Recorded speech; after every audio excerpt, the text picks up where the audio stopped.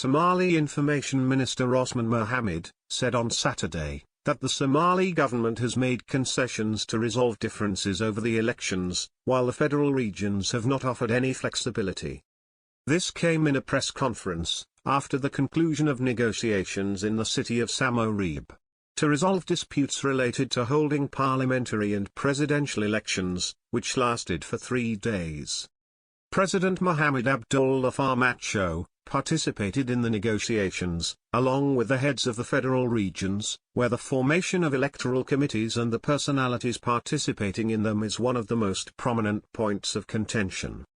Minister Mohammed said, although the Somali government has made concessions on the controversial issues, the heads of the federal regions have not shown any flexibility in order to end the crisis.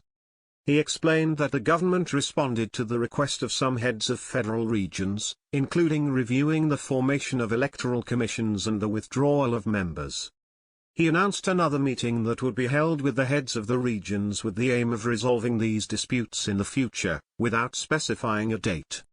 On the issue of Gedo region, which is located in the state of Jubaland, the minister accused foreign countries, which he did not name, of thwarting negotiations to resolve the dispute in the region, through inciting the president of the state, Ahmed Mohamed Islam.